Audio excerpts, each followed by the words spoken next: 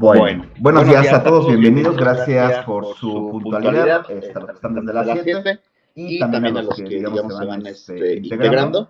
Espero se me alcance a escuchar bien. ¿Se escucha bien, perdón? Se escucha con eco, profesor. ¿Se escucha con eco?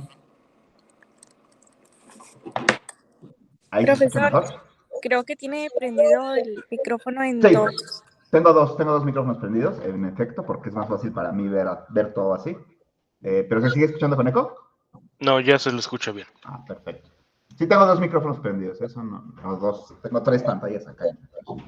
Bueno, pues vamos a comenzar con lo que nos convocaría a trabajar el día de hoy. Voy a hacer un poco distinto de la vez pasada, sí me interesa trabajar todo lo que tengo en el mapa. La vez pasada, digamos que dediqué mucho tiempo a responder a sus preguntas, lo cual está bien, pero también me interesaría, digamos, tocar ciertos temas muy concretos, sobre todo porque los textos que han estado leyendo pues son bastantes, tienen muchos elementos y de repente requerimos como cierta sistematización en lo que se va trabajando, ¿no? Lo que voy a trabajar el día de hoy, primero, es un poco cómo clasifica Freud las neurosis, y después voy a tratar de relacionarlo con esto que se llama las formaciones del inconsciente. Vamos a tratar de explicar qué son las formaciones del inconsciente, cuáles son las más importantes, qué explicaciones se les dan a las formaciones del inconsciente, desde ámbitos fuera del psicoanálisis, cómo se explica analíticamente una información del inconsciente, la perspectiva dinámica para explicar, la perspectiva tópica, y vamos a poner 2 ejemplos, si nos da tiempo. Uno sería el ejemplo de las operaciones fallidas, y sería el ejemplo puntualmente de los sueños, ¿no? Entonces, vemos bastante lo que tenemos que trabajar, como se darán cuenta. Tengo mucho que trabajar, pero me interesa más que quede sólido lo que vaya trabajando, independientemente de que tal vez no dé tiempo de trabajar todo lo que quisiera, ¿no? Sí se alcanzar mi presentación bien, ¿verdad? Por lo que veo, sí. Sí, sí se alcanza a ver su Bueno, vamos entonces a empezar a hablar un poco de la clasificación freudiana de las neurosis, y para hacerlo me gustaría, antes que nada, dar una definición, en la medida de lo posible, de lo que es la neurosis.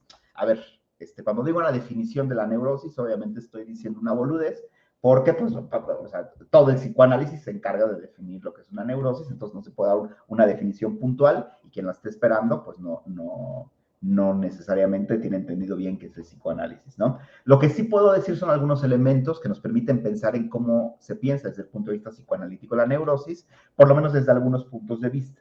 Y en este caso voy a hacer alusión, digamos, al punto de vista que llamamos económico, ¿sí? Al que tiene que ver con la energía psíquica. Desde el punto de vista, digamos, económico, ¿qué sería una neurosis? Una neurosis es un fenómeno en el cual hay una inadecuada aplicación de la libido.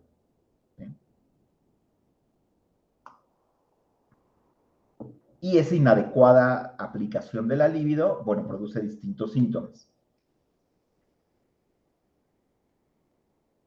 ¿Cómo nos damos cuenta que la libido está siendo mal aplicada? Precisamente por los síntomas que produce.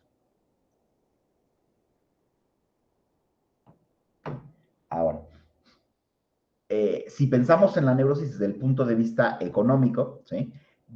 Podemos clasificarlas en 2 grandes grupos, por lo menos Freud es lo que hace.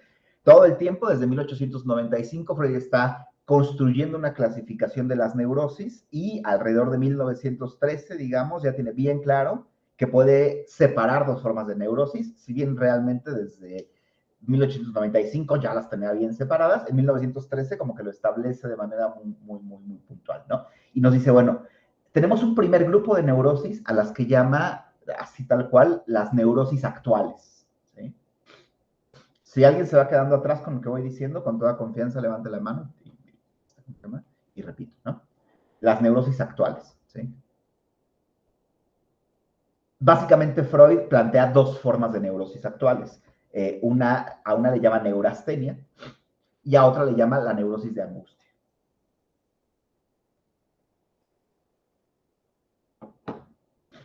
Neurastenia y neurosis de angustia. ¿Okay? Ahora, ¿cuál es la clave para entender la neurastenia y la neurosis de angustia? Es decir, ¿cuál es la clave para entender las neurosis actuales? Bueno, básicamente Freud lo que nos comenta es que una neurosis actual se debe a que en la vida actual de la persona, de ahí el nombre de neurosis actual, es decir, en el momento actual de la persona, se perdieron, digamos, fuentes de satisfacción libidinal. O sea, fuentes de satisfacción psicosexual.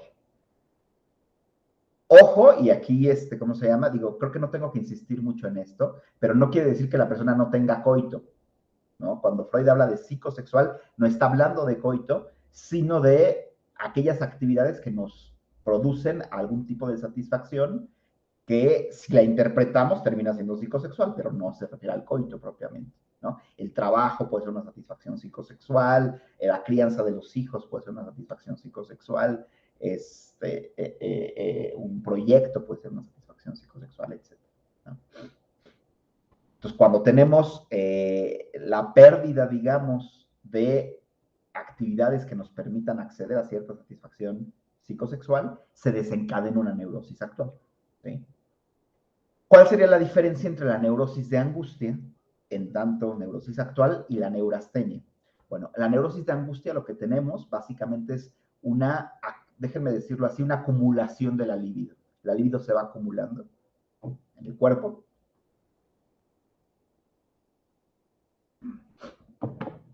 Y esa acumulación de la libido lo que hace es que se sobrecargue el organismo.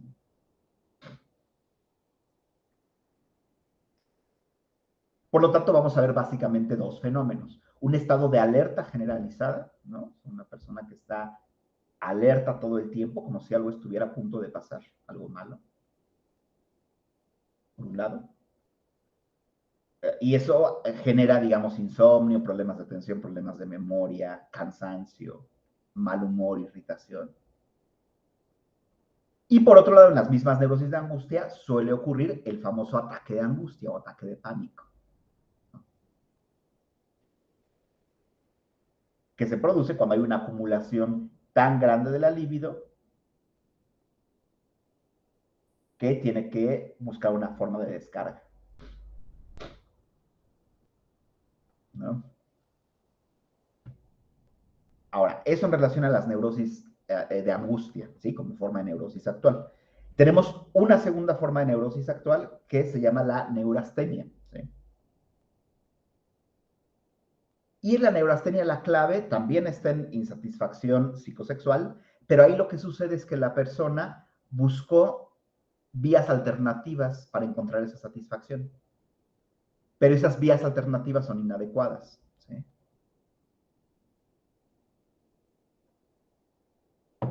Por lo tanto, lo que generan es, déjenme decirlo así, un drenaje de la libido, ¿sí? Un desgaste de la libido y una pérdida de libido. ¿Sí? Freud pone como paradigma de esto, evidentemente porque Freud era un hombre de su época y no me voy a meter a profundizar demasiado, pone como paradigma de esto a la masturbación, ¿no? Cuando una persona pierde sus fuentes de satisfacción libidinal, puede buscar en la masturbación una vía sustitutiva de satisfacción.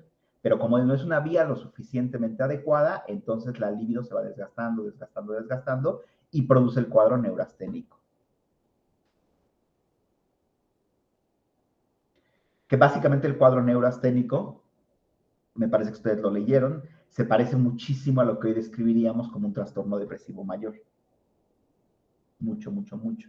Una persona que tiene dolores por todo el cuerpo, una persona que está cansada, una persona que está hastiada de la vida, apática, sin ganas de hacer mucho, aburrida, ¿eh? Lo único que le faltaría, digamos, sería que las personas neurasténicas típicamente no tienen ideas de muerte, ¿no? Pero sí se sienten muy disminuidos ellos mismos, ¿no? ¿Sí? Entonces, resume el gran cuadro, independientemente que estén las diapositivas que vienen en las semanas, resume el gran cuadro, tenemos las neurosis actuales y que se dividen en neurosis de angustia y en neurastenia. Ahora, por otro lado, sí, seguimos en esta clasificación, tenemos lo que Freud llama las neurosis de defensa, neurosis de defensa.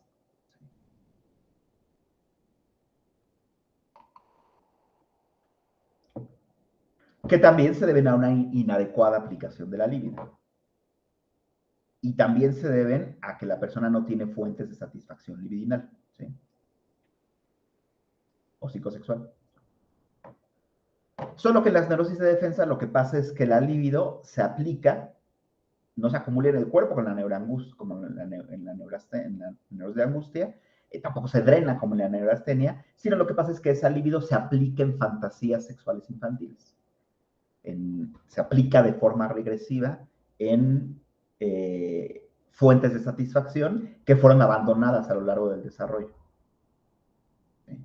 Típicamente en fantasías edípicas. Típicamente, ¿no? También puede ser fantasías orales, anales, pero fantasías psicosexuales infantiles, ¿no? Y entonces, como la libido se aplica en esas fantasías sexuales infantiles, aparece la represión básicamente como una defensa. Porque esas fantasías, evidentemente, son fantasías prohibidas, ¿no? Son fantasías incestuosas, son deseos prohibidos, ¿no? Y entonces aparece la represión como forma de defensa frente a esa satisfacción fantasiosa de la libido.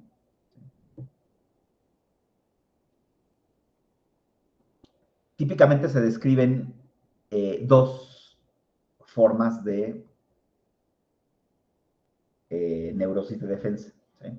Se llama neurosis de defensa justo porque aquí entra el mecanismo de la represión de las fantasías. ¿Sí?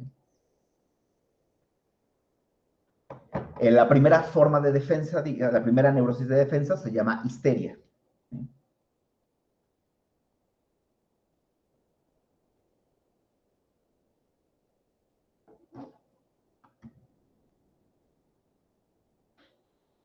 Y la segunda forma de defensa, de neurosis de defensa, se llama neurosis obsesivo-compulsiva.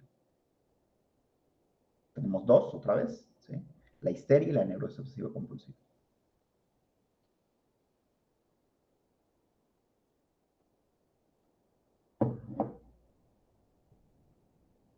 ¿Okay? En la histeria, lo que tenemos es que esas fantasías de las que estoy hablando se expresan a través del cuerpo, de síntomas corporales, ¿sí? No de somatizaciones, eso quién sabe qué sea, eso no existe en Freud, se llaman conversiones, de conversiones al cuerpo, ¿no? Pues nada más para un ejemplo, ¿no? Si la fantasía es que quiero agarrar a golpes a mi hijo, una fantasía arcaica, digamos, evidentemente yo no tengo conciencia de esa fantasía, pero lo que sucede es que se me puede empezar a dormir el brazo, ¿entienden? Porque yo utilizaría el brazo para golpearlo, ¿sí?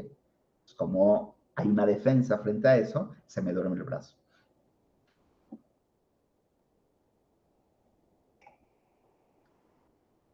¿Ok? O si simbólicamente, digamos, si fantasiosamente yo quiero que alguien me cargue como si fuera un bebé, me mezcla como si fuera un bebé, y que me lleve por la vida como si yo fuera un bebé, como es una fantasía infantil arcaica prohibida, se desencadena una fantasía, un síntoma corporal, y ese síntoma puede ser sentirme mareado, ¿no? Me estuvieran moviendo, ¿entienden? Entonces, el conflicto psíquico se traduce en un síntoma corporal. A eso Freud le llama la histeria.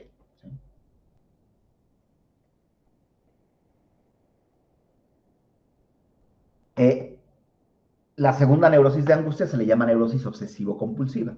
Y aquí lo que pasa es que esas fantasías se actúan y se traducen en obsesiones, por un lado, es decir, pensamientos que la persona no puede quitarse de la mente, muy desfigurados, pero que están relacionados con la fantasía. Y compulsiones, que son rituales, que le permiten a la persona eliminar esos pensamientos. Les pongo un ejemplo, ¿no? Una paciente que cuando va manejando tiene la sensación, si pasa muy cerca de la acera, tiene la sensación de que atropelló a alguien. Entonces, cuando va manejando, pasa por la acera, de repente le viene el pensamiento de que China atropella a alguien y se va con el pensamiento hasta llegar a su casa, ¿no? Y a veces tiene que regresar hasta donde pasó y averiguar si hubo algún atropellado en ese lugar. Se para, baja, pregunta, ¿no? Se pone a buscar en el periódico si hubo algún muerto en ese lugar, etcétera. ¿Sí me estoy explicando? ¿Sí? Esa idea de haber atropellado a alguien responde a una fantasía agresiva, ¿no? Entonces, ahí tenemos, digamos, el gran cuadro de las dos formas de neurosis. ¿Por qué vale la pena hacer esta distinción entre las formas de neurosis? Porque las neurosis de defensa son en las que los síntomas son interpretables. No todos los síntomas se pueden interpretar, no todos los síntomas, digamos, tienen como tal un significado, ¿sí? Únicamente los síntomas que pertenecen a las neurosis de defensa.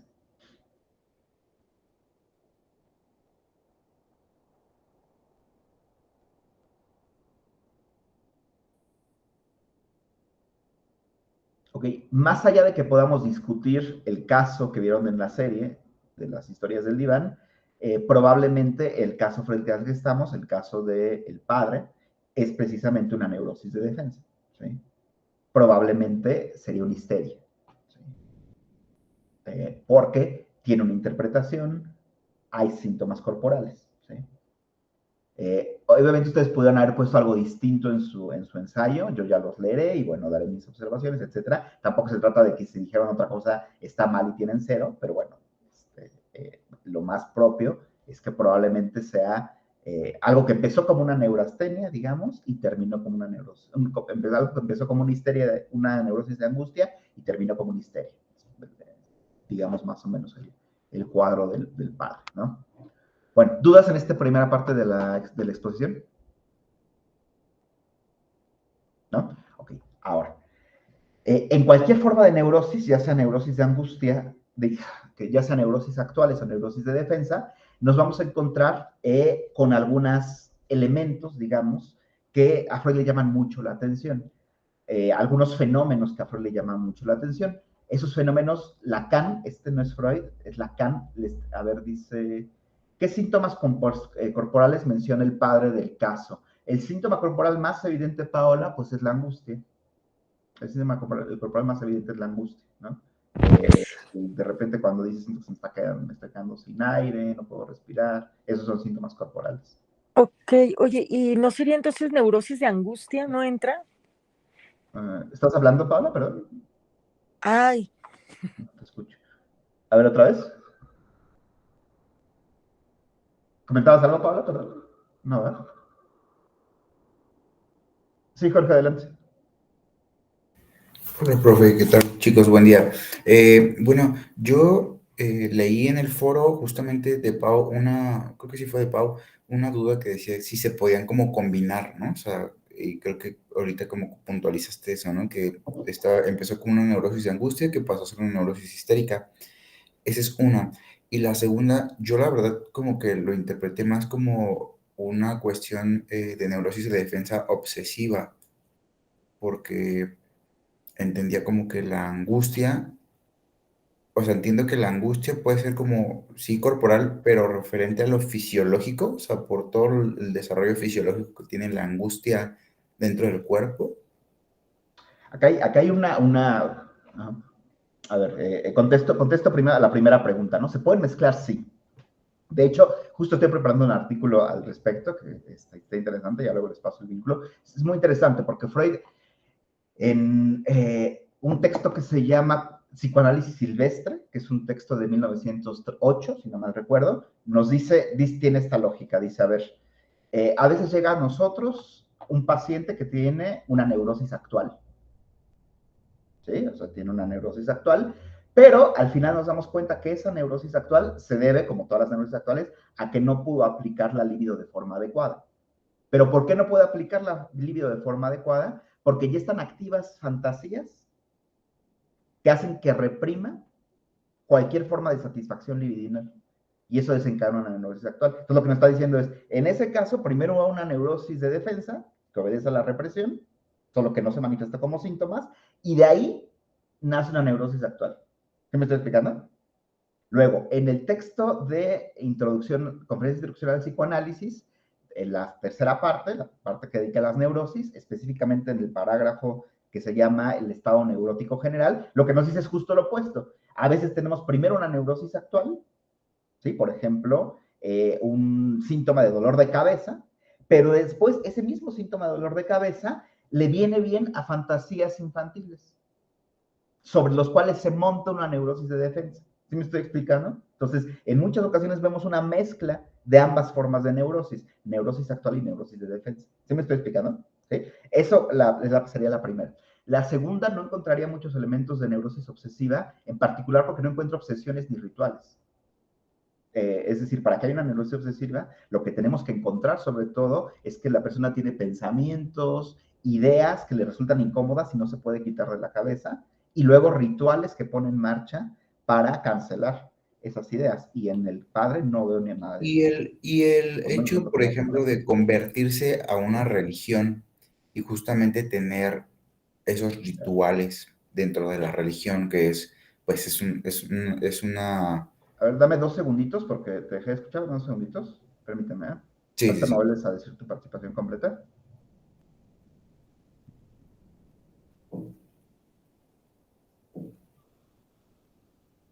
A ver, otra vez, Jorge, por favor. El hecho de estar dentro de una religión no podría considerarse como justamente esos rituales. O sea, por ejemplo, leen la Biblia y todos los días hacen un Padre Nuestro y todos los días, o sea, son muy programados o premeditados los comportamientos o conductas que tienen ellos. O sea, como que yo lo interpreté más Tengo un así. problema enorme con lo que estás diciendo, porque si fuera así, diríamos que cualquier persona religiosa sería obsesiva. Y eso no es cierto. Por ejemplo, claramente dentro de los monasterios, digamos, en las monjas, nos encontramos muchas histéricas.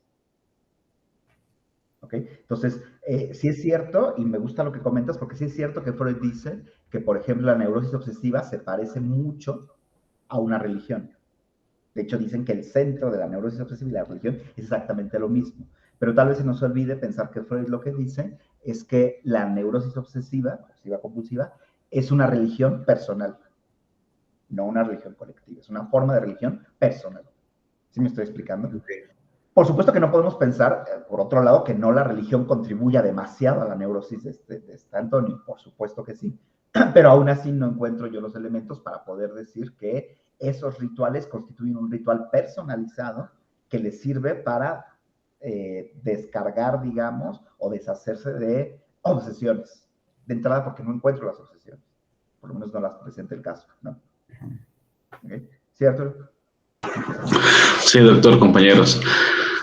Pues comentando, ¿no? Yo creo que al final también como quiero dar mi opinión porque me pasa a lo mejor un poco igual que Jorge en algún momento. Digo, finalmente justo estamos ensayando, ¿no? La idea es ir, y se trata, yo pude identificar la cuestión de la neurosis de defensa. Sí, un momento en el video que se pone como, se muestra altamente ansioso, ¿no? Los gestos, se le ve la angustia completamente cuando empieza a elaborar. Y yo también me fui finalmente por una neurosis obsesiva porque en algún momento pensé yo que la cuestión de la culpa era lo recurrente en él, la culpa como que le está persiguiendo, como una idea.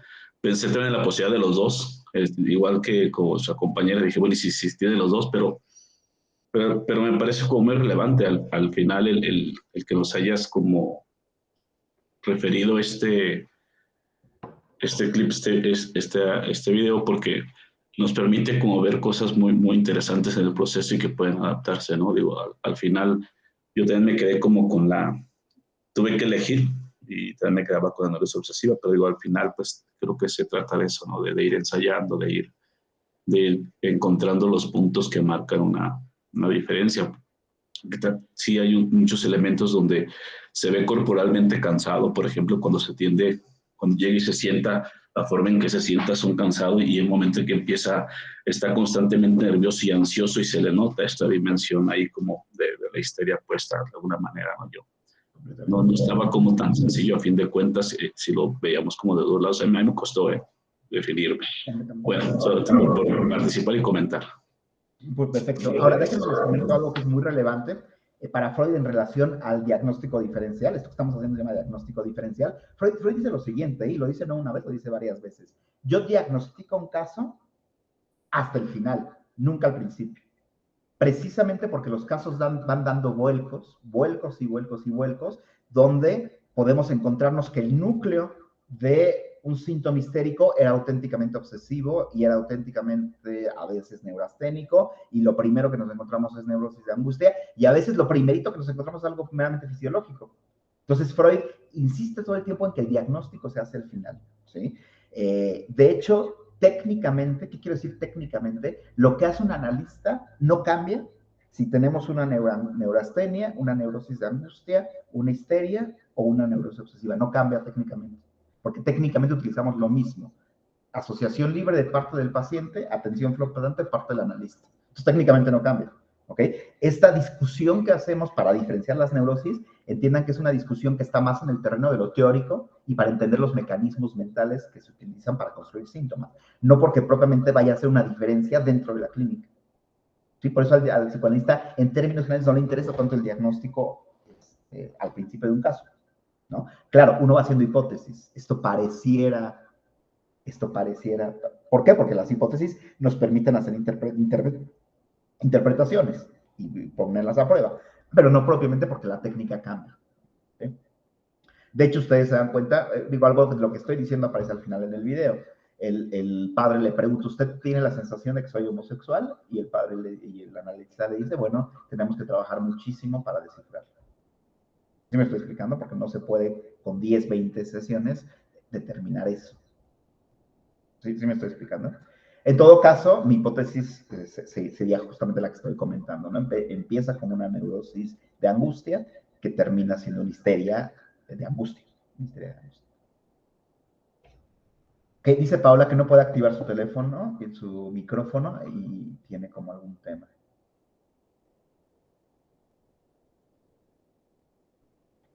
Por el hecho de que no. A ver, aquí hay un tema interesante y lo comento porque ya lo comentó Jorge y aparece con Paola. Bueno, dice Paola como tal, no puedo desbloquear mi micrófono, pero dice, no podría ser más neurosis de angustia por el hecho de que no refiere síntomas físicos por la angustia. A ver, el gran tema que tenemos acá es que ¿a qué nos referimos cuando hablamos de síntoma físico, fisiológico, somático? ¿Qué queremos decir con eso, con esa frase? ¿Qué es un síntoma físico como tal?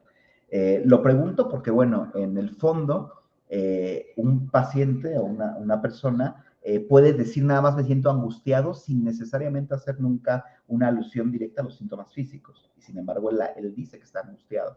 El tema de si es algo físico o no es físico, o si parece físico o no físico, me parece que cae más en el terreno de lo que les interesa a los médicos, ¿sí? Nosotros asumimos, los psicoanalistas asumimos que hay una unidad, digamos, psicosomática, ¿sí? Y no hay esta diferencia radical entre físico y no físico, ¿no?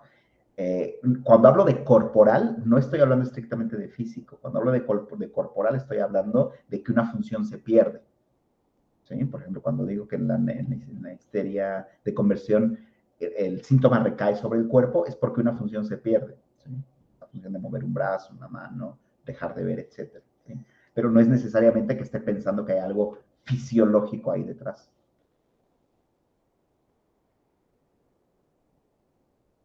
Sí, está perfecto. Ojo, porque a los que les encanta hacer estas divisiones entre síntomas físicos, somáticos, de activación fisiológica, cognitivos, motivaciones, los cognitivos conductuales, ellos sí como que hacen, ¿no han visto estos cuadritos que tienen los cognitivos? Están muy bien, están excelentes. Son cuadritos donde tiene a ver este paciente, estos son los síntomas físicos que presenta, estos son los síntomas fisiológicos, así lo ponen, estos son los somáticos, estos son los motivacionales, estos son los cognitivos, emocionales, y hacen como esta clasificación, distinción enorme de dónde cada síntoma. Está muy bien.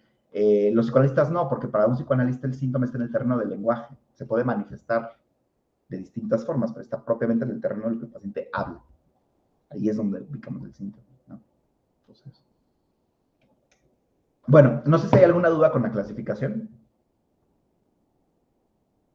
Espero que no. Voy ahora con justamente estos fenómenos que, desde el punto de vista de Freud, tienden a aparecer en la neurosis, y por eso pues le llaman mucho la atención a él desde el principio, ¿sí? Y son los fenómenos que Lacan les llama las formaciones del inconsciente. ¿Ok? Les voy a dar una definición otra vez de formaciones del inconsciente, tal vez para que la tengan ahí. Se las voy a poner, a poner en el chat, ¿sí? Así tal cual.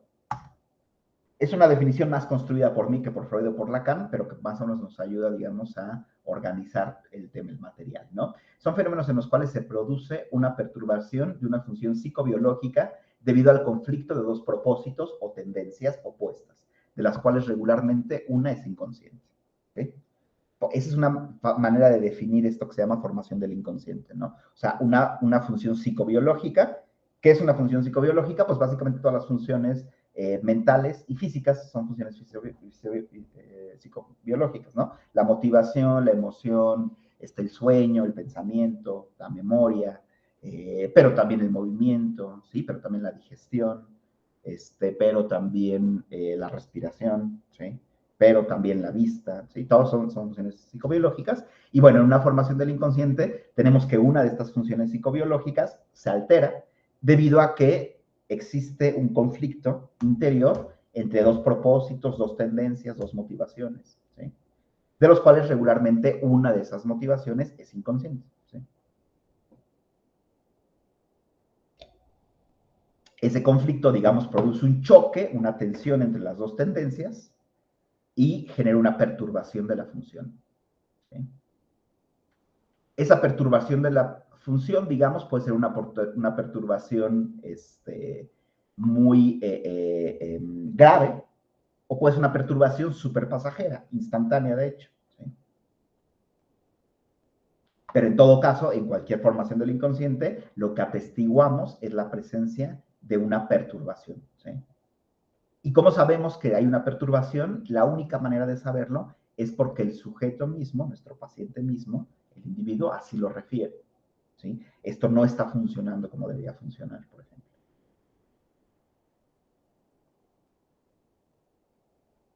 ¿Sí? Bueno.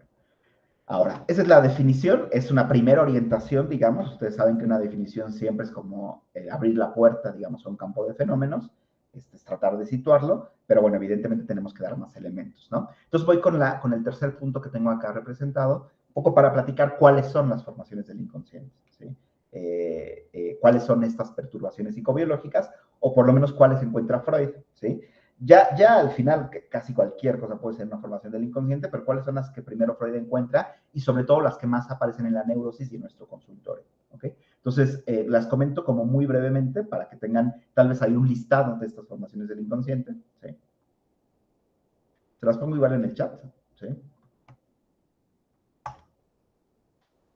Primero que nada, así como las más sencillas, son lo que Freud llama las operaciones fallidas o los actos fallidos, ¿sí? Los actos fallidos son los deslices del habla, ¿sí? Los deslices de la lectura, ¿sí? Los lapsus, ¿sí? Los olvidos, ¿sí? El olvido de nombres, el olvido de palabras, el olvido de tareas, ¿sí? Todo eso cae, digamos, dentro de la designación de operaciones fallidas. Si nos da tiempo hoy, pondremos un ejemplo un poco analizado de eso, ¿no? ¿Ok? Otra formación del inconsciente, siempre un sueño es una formación del inconsciente, ¿sí? Siempre en el sueño, justo lo que estamos viendo, un sueño existe porque hay una perturbación de una función psicobiológica, ¿sí? El sueño mismo es la perturbación de una función psicobiológica, igual lo voy a ir justificando a lo largo de la exposición, ¿sí? Los chistes son formaciones del inconsciente, ¿sí? Ahí, a lo mejor ustedes se preguntarán, ¿y ahí dónde está la perturbación de la función psicobiológica? Es clarísimo, ¿eh? No sé, es clarísimo, nada más hay que comparar la conducta humana con el animal. Los animales no ríen, ¿sí? Si nosotros reímos, es precisamente porque la risa evidencia una perturbación de una función psicobiológica. Necesitamos reír porque hay algo perturbado psicobiológicamente y esa perturbación, de alguna manera, se tiene que expresar y a veces se expresa a través de la risa. Los déjà vus, las paramnesias, los recuerdos encubridores. También son formaciones del inconsciente. Y finalmente los síntomas son formaciones del inconsciente. ¿Ok? A esta lista habría que añadir el arte. ¿Sí? El producir una obra de arte también sería una formación del inconsciente. ¿Okay? Igual, vayamos a los animales y ningún animal produce una obra de arte. Todos los humanos lo hacemos. Pero si tenemos que producir obras de arte, justo es porque a través de la obra de arte estamos expresando cómo un sistema simbólico está perturbando nuestra psicobiología. ¿Sí? Entiendan ustedes que nuestra psicobiología está hecha ahí para adaptarnos a un mundo natural biológico. Pero los seres humanos nos encontramos en un mundo que no es natural y biológico, y eso altera nuestra psicobiología completamente. Entonces necesitamos encontrar formas de reorganizar nuestro cuerpo en función de ese sistema simbólico. Pero esa reorganización ya implica una perturbación. Una paramnesia, Arturo, es, por ejemplo, cuando yo me despierto y digo, estuvo buenísimo el viaje a París, pero resulta que nunca fue a París. ¿No? O sea, que tengo recuerdos que no existen ahí y que, sin embargo, los vivo como recuerdos que sí sucedieron. Esa es una paramnesia. Sí.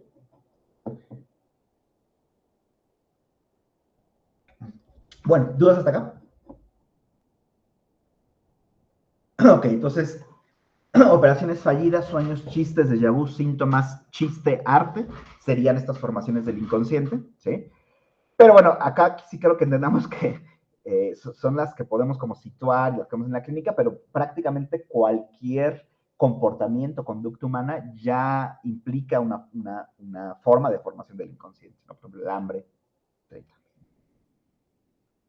Ahora, ¿cuáles son las explicaciones preanalíticas que se dan a estas formaciones del inconsciente? ¿Sí? Una explicación preanalítica es una explicación que evidentemente existía antes del psicoanálisis, que mucha gente sigue dándole, ¿sí?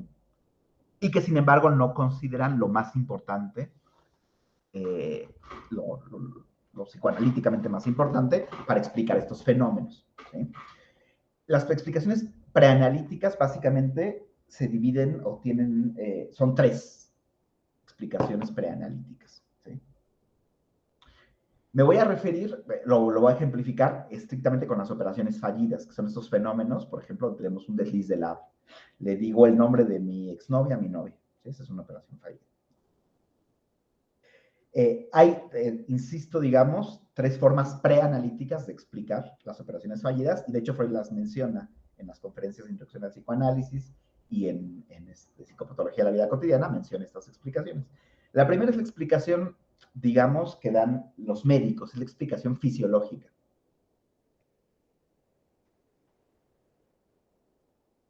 ¿Qué dice la explicación fisiológica? Bueno, dice que esta operación fallida, o este sueño, o este chiste, o lo que sea, se produce por un efecto, digamos, de un desorden físico. Por ejemplo, esta persona se equivocó al decir el nombre de su novia, ¿sí? Porque estaba muy cansada, ¿no?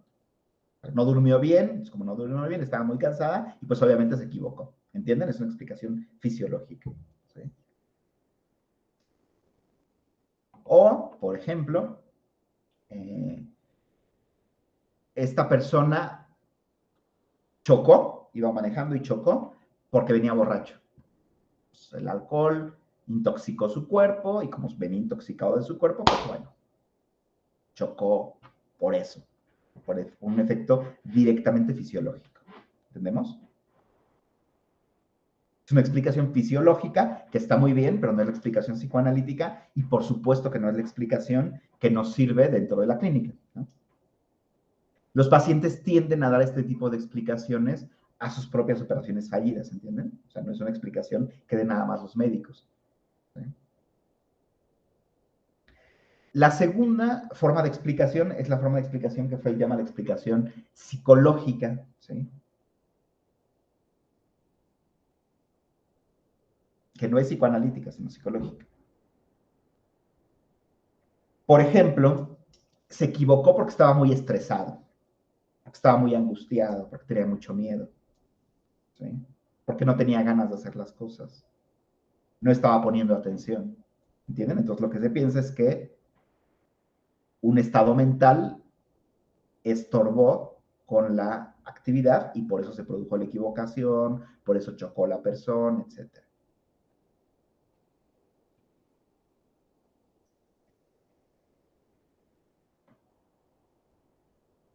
Y la tercera explicación es la explicación preanalítica, obviamente. Es la explicación filológica. Les anoto filológico. Filológica. Básicamente cuando decimos, claro, se equivocó porque las palabras se parecían. El niño le dice maestra a la mamá o mamá a la maestra porque se parecen, ¿no? Maestra empieza con ma, mamá empieza con ma, entonces se parecen, entonces por eso el niño se confunde, ¿no? O claro, mi mamá me dijo por el nombre de mi hermano, porque pues, los dos somos sus hijos, entonces como hay una consonancia y semántica en el significado, pues hubo una confusión. ¿Okay? Entonces, típicamente esas son las explicaciones que se dan a estos fenómenos, ¿sí? ¿Okay? ¿Qué nos dice Freud respecto a estas explicaciones? Esto es muy importante para los que les interesa mucho la metodología del psicoanálisis. Freud lo que nos dice de estas explicaciones es, no las descarto, no es que estén mal, ¿sí? Sino que les falta algo. ¿Sí? Y como les falta algo, más que explicaciones, Freud dice son racionalizaciones. O sea, esa explicación medio dice la verdad, pero encubre la verdad más importante. ¿Sí me estoy explicando? O sea, medio dice una parte de la historia, pero dice la parte de la historia más cómoda para el yo del individuo, donde queda mejor parado, por así decirlo. ¿Okay? ¿Por qué? Porque la explicación analítica, ¿sí? O sea, la explicación que ya sería propiamente freudiana de todo eso, de una operación fallida, un sueño, un chiste,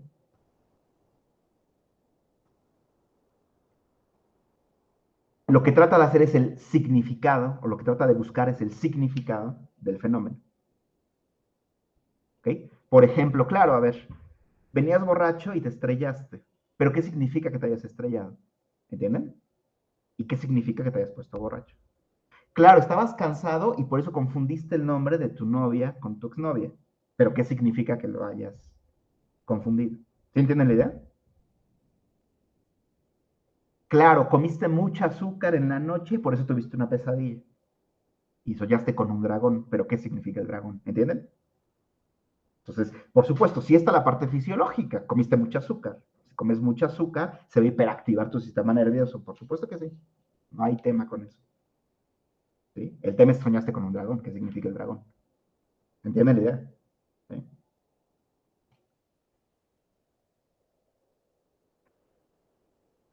Y en la explicación psicoanalítica, cuando vamos a la dimensión del significado de la operación fallida o del fenómeno del inconsciente, la formación del inconsciente, lo que siempre nos vamos a encontrar es que el significado de estas formaciones del inconsciente alude o hace referencia a deseos inconscientes por un lado y sexualidad infantil por el otro. O sea, cuando desmenuzamos estas formaciones del inconsciente, en el fondo lo que vamos a encontrar son deseos inconscientes.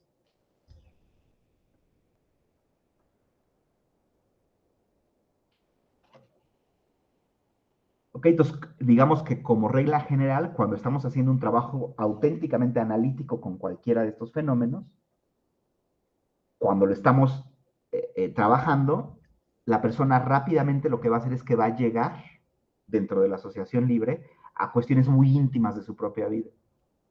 ¿Sí? Hablar de cuestiones que regularmente no habla en otro contexto y que le dan vergüenza y que le apenan, ¿sí? Etcétera.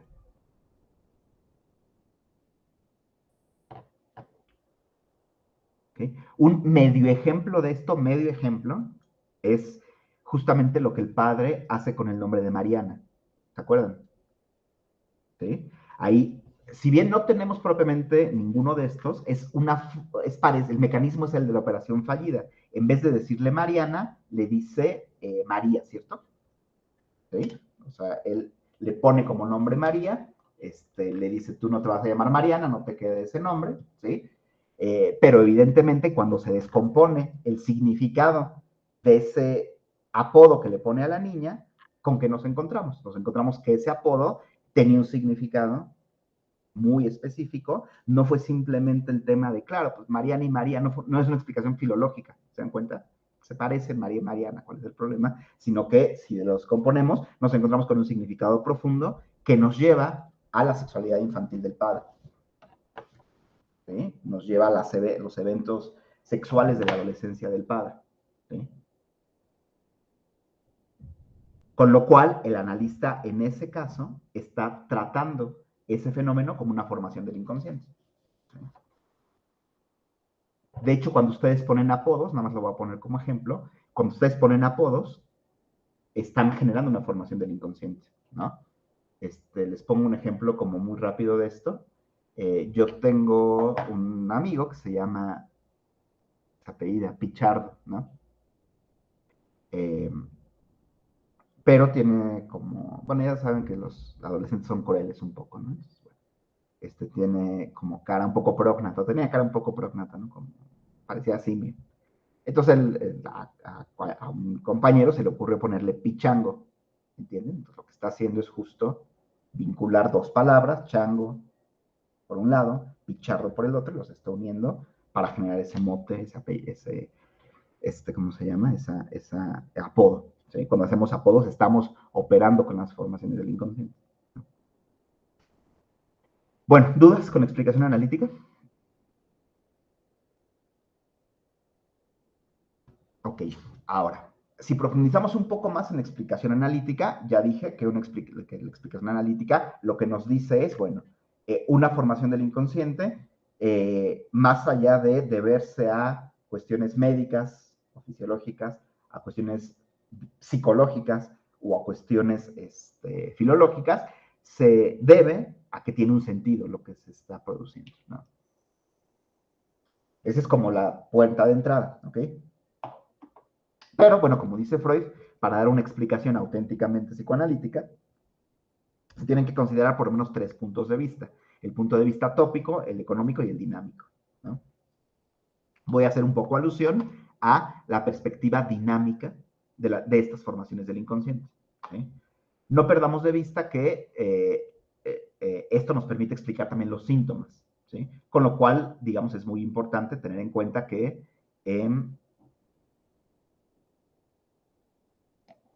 la explicación que voy a dar dinámica permite explicar las operaciones fallidas, pero también permite explicar en el fondo los síntomas, ¿sí?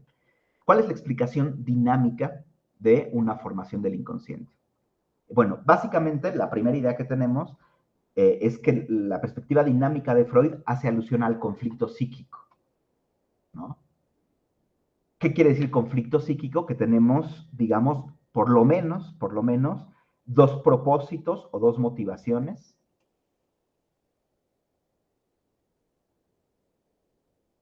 que se oponen, que se encuentran, ¿sí? Que se quieren expresar.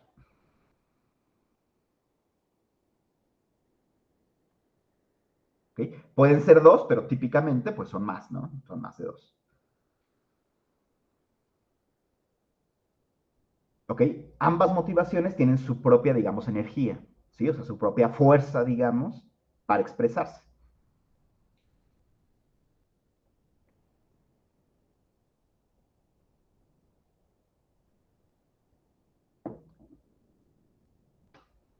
Pero, evidentemente, una de ellas es, digamos, inconsciente. O sea, una de ellas está relacionada con deseos y fantasías pues prohibidos, ¿no?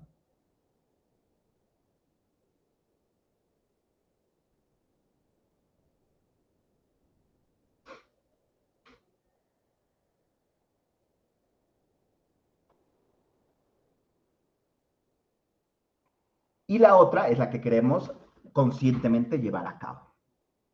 ¿Sí? ¿Okay? Acá les pongo un esquema donde resumo exactamente lo que estoy diciendo, pero en función de un síntoma. ¿Sí?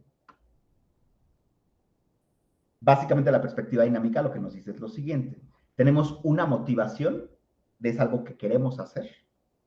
¿Sí? Tenemos otra motivación de algo que también queremos hacer, pero que queremos hacer de forma inconsciente. ¿Sí? A una le vamos a llamar nuestro ideal y a otra le vamos a llamar el deseo inconsciente. ¿Sí? Y esas dos tendencias, que Freud llama la tendencia perturbada y la tendencia perturbadora, chocan entre sí, entran en un conflicto.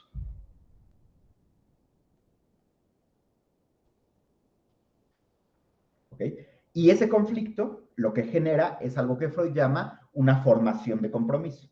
¿Sí? O sea, un pacto, por así decirlo, entre ambas tendencias, un pacto del cual yo no me doy cuenta. Y ese pacto termina produciendo un síntoma.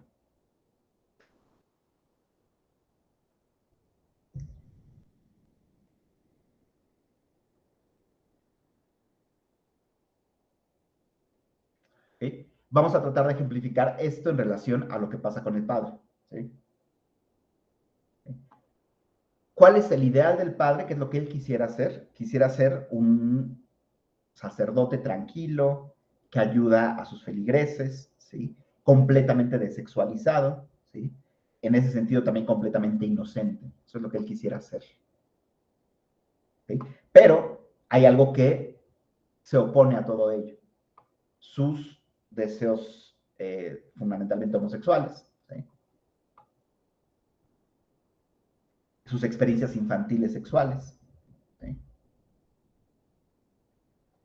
Se oponen en contra de ese ideal. ¿Sí? Entonces, ¿qué sucede? Que ambos, tanto el ideal como o sea, lo perturbado como lo perturbador, chocan, ¿sí? Generan un compromiso y producen síntomas, ¿no? Estar enojado todo el tiempo, sentirse alerta, sentirse angustiado, tener problemas para dormir. ¿Sí?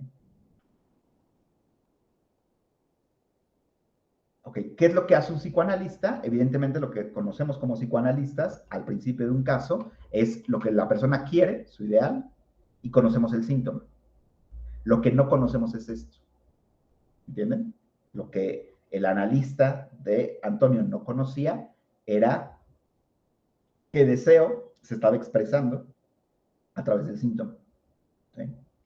Y qué forma de castigo se estaba expresando a través del síntoma.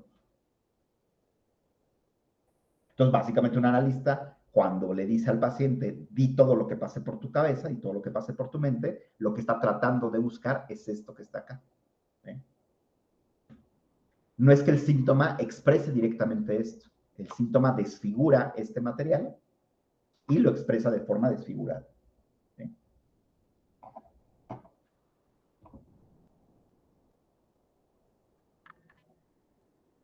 Ok, les pongo otro ejemplo. ¿Sí?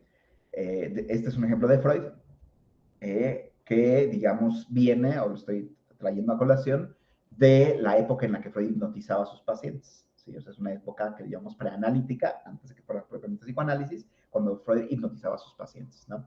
Era una paciente que quería tener la posibilidad de amamantar a su bebé, pero resulta que cada vez que intentaba amamantarlo, lo que sucedía con la paciente es que cuando se lo acercaba al pecho, le daba asco, le daba ganas de vomitar, se sentía muy enojada, se sentía mareada y se tenía que quitar al niño, además de que le dolía el seno, ¿no? Además de eso, la paciente constantemente sentía hambre. Más bien, constantemente, sí sentía hambre, pero cuando trataba de comer algo ella misma vomitaba. Entonces tenía como una forma, digamos, de anorexia y además incapacidad para amamantar a su hijo. ¿Sí? No pudo amamantar a su primer hijo y cuando trata de amamantar al segundo, le pasa exactamente lo mismo. ¿Sí? Ahí es cuando Freud entra, empieza a atender el caso, ¿sí? Y cuando empieza a atender el caso, Freud hipnotiza a la paciente y le estoy resumiendo mucho el caso, ¿no? Y le dice, bueno, bajo hipnosis le dice, cuando te despiertes, vas a pedirle a las personas que están a tu alrededor que te den de comer, que estás muriendo de hambre, y que cómo puedes tú alimentar a tu bebé si tú misma no estás bien alimentada. ¿Okay? Entonces Freud despierta a la paciente cuando se despierta y empieza a gritarle a su esposo y empieza a gritarle a su mamá, ¿sí? Denme de comer, ¿cómo es posible que no coma? Así como voy a amamantar. Pero lo curioso es que le empieza a gritar a la mamá, aparte de que le diera de comer, le empieza a decir otra serie de reproches que nunca le había dicho, ¿sí? Freud no detalla qué reproches, pero que le empieza a reprochar un chorro de cosas. Se acaba como el fenómeno de ese enojo que tiene la paciente y le llevan de comer, la paciente come y dice, bueno, ahora sí tráiganme a mi hijo para amamantar, y lo puede amamantar. Entonces, ¿qué tenemos en el fenómeno? Bueno, ¿qué quería hacer la paciente? Amamantar al hijo. Ese era su ideal, lo que buscaba hacer. ¿Sí? ¿Cuál era el síntoma? Incapacidad para amamantarlo y además esta forma de anorexia. Ese era el síntoma. ¿Sí? ¿Qué estaba perturbando lo que quería hacer? Bueno, pues todo el enojo que tenía contra la mamá. Ese enojo no expresado. Cuando Freud hipnotiza a la paciente y le dice, reclámales, diles que te alimenten, y cuando Freud se levanta, cuando la paciente se levanta y empieza a reclamar a la mamá, bueno, toda esta tendencia perturbadora se expresa, y al expresarse ya no necesita los síntomas. ¿Sí me estoy explicando? ¿Sí? Entonces, en el fondo, esa formación del inconsciente que llamamos síntoma es una mezcla, un compromiso entre algo que yo sé que quiero hacer, pero un chorro de tendencias perturbadoras, es decir, de deseos inconscientes y castigos simbólicos que nos impiden llevarla a cabo. ¿Sí? Esto es justo lo que está en la parte más íntima de la vida de una persona, porque nos lleva, digamos, a fantasías inconscientes no expresadas, por un lado, y por otro lado, a castigos, ¿no? Sí, Arturo, te escuchamos. Sí, profesor, habíamos visto en la clase pasada que el yo de alguna manera tiene un ejercicio sintético, sintetizador. Síntesis, ajá. Ajá, entonces, estaría apareciendo aquí, pero de manera fallida en el símbolo. Es como la forma, si no pude sintetizar al superyo con el ello, sintetizo de esta manera en el síntoma, de alguna manera. Completamente. O sea, pero sigue siendo su función, pero al final es muy buena la referencia que hace, sí, es muy buena, porque justo ahí vemos, a ver, lo único que cambiaría un poco no es que sea fallida, o sea, siempre el intento de síntesis del yo, siempre le falla algo, nunca se puede sintetizar completamente, porque justamente tenemos dos opuestos, entonces sintetizar los opuestos es complicadísimo, entonces el yo siempre falla de alguna manera, claro que en el síntoma falla mucho más. ¿Sí me estoy explicando? Claro. Pero sí, o sea, lo describes bastante bien, ¿no? Ahora, acá, y un poco retomando lo que estás comentando, esta función, digamos, de síntesis del yo, cuando falla y se produce el síntoma, el yo tiene una segunda oportunidad para hacer una síntesis, ya con el síntoma presente. Y su segunda oportunidad se le llama la ganancia secundaria. ¿Qué es la ganancia secundaria? Obtener beneficios del síntoma.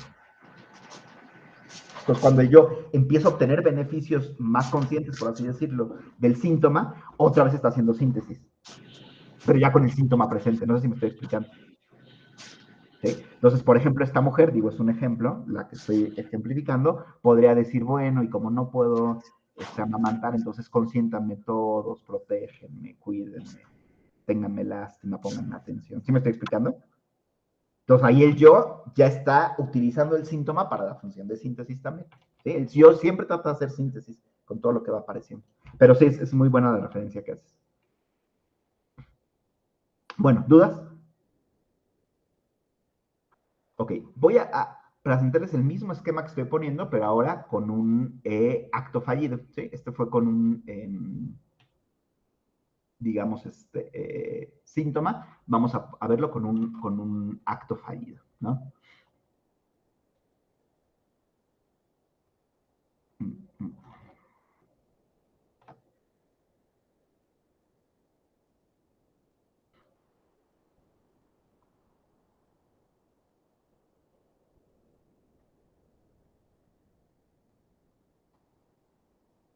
Denme 2 segunditos para ponerle el esquema. Vamos a hacerlo con un sueño primero, ¿sí? En un sueño tenemos exactamente la misma lógica. Recuerden que estamos viendo operaciones fallidas, entonces en todas nos vamos a encontrar lo mismo. Y en un sueño pasa lo mismo, ¿sí? ¿Qué pasa cuando vamos a dormir? Bueno, básicamente tenemos igual dos tendencias, una perturbada y una perturbadora, ¿sí? Les pongo este ejemplo. Mi tendencia consciente cuando me voy a dormir es descansar, ¿sí? O sea, dormir y estar lo más tranquilo posible, ¿sí? Esa sería mi tendencia, lo que yo quisiera hacer, mi ideal, ¿sí? Pero, por ejemplo, cuando yo estoy dormido, viene una preocupación, la preocupación de tengo que hacer la tarea. Esa es una tendencia perturbadora. O sea, algo que estorba a mi anhelo original, que era dormir. ¿Sí? Lo que hace el aparato psíquico es reunir ambas tendencias, ¿sí? Tanto el deseo de descansar por un lado, como el deseo de hacer la tarea por el otro, y hace una formación de compromiso con ellas. ¿Sí? Y esa formación de compromiso es lo que Freud llama como el sueño de comodidad, ¿no? Sueño que estoy haciendo la tarea. ¿Entienden? ¿Por qué sueño que estoy haciendo la tarea? Porque soñar que estoy haciendo la tarea me permite llevar a cabo ambas cosas al mismo tiempo, tanto dormir por un lado, como hacer la tarea por el otro.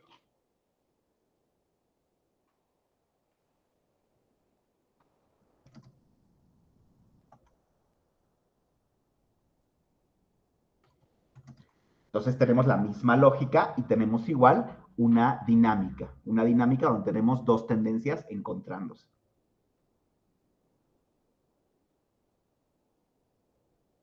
¿Ok? Y lo mismo sería en relación a los actos fallidos, ¿no? Por ejemplo, así les tallo un poco el ejemplo, ¿no? Digamos que yo soy una chica y mi novio se llama Juan. ¿Okay? Y estando con mi novio, en vez de decirle Juan, le digo Pedro, que resulta ser el nombre de mi exnovio. Ahí tuve un acto fallido, ¿no? En vez de decirle a mi novio Juan, le dije Pedro. ¿Okay? ¿Qué quería hacer yo conscientemente? Quería decirle a mi novio Juan. ¿Cuál fue el acto fallido? Le terminé diciendo Pedro. ¿Okay? El tema es qué quería expresar yo al decirle Pedro. ¿Sí? No es como dice la tía Martita, lo que pasa es que quieres estar con Pedro y no con Juan. No, no puede ser eso. Digamos que a lo mejor yo quisiera decirle, ¿sabes qué, Juan? Te huele la boca tan mal como a Pedro. Pero como no se lo voy a decir abiertamente, entonces en vez de decirle eso, le digo, te amo mucho, Pedro. ¿Entienden? ¿Sí? Lo que en realidad yo quería decirle era, te huele la boca tan mal como a Pedro. Me tratas tan mal como Pedro. ¿Se me está explicando? ¿Ok? Otra vez tenemos dos tendencias que se oponen, que generan un compromiso, ¿sí? Y que producen el acto fallido de decir, te amo mucho, Pedro, cuando yo lo que quería decir era, te amo mucho, Juan.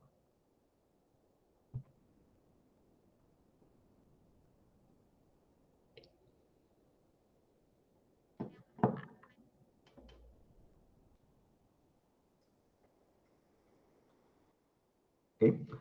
Lo que tenemos que entender, obviamente, es que desde el punto de vista entonces dinámico, lo que nos vamos a encontrar en una operación fallida o en una formación del inconsciente es una tendencia perturbada, una motivación perturbada, que es lo que yo quiero hacer conscientemente, una motivación perturbadora o una tendencia perturbadora, que es todo lo que inconscientemente quiero hacer, que se opone a lo que conscientemente quiero hacer, un conflicto entre ambas tendencias y una formación de compromiso también entre ambas tendencias, un acuerdo entre ambas tendencias, que da lugar a la formación del inconsciente. ¿Sí? De esos elementos, ¿cuál es la parte consciente de esos elementos? Regularmente la parte consciente es lo que yo quiero hacer y lo que termine haciendo.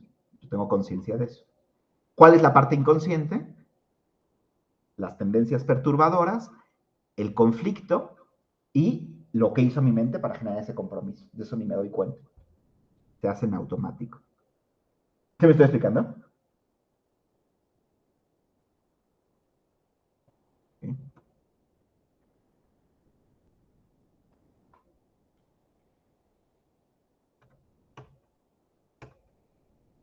Bueno, ¿dudas?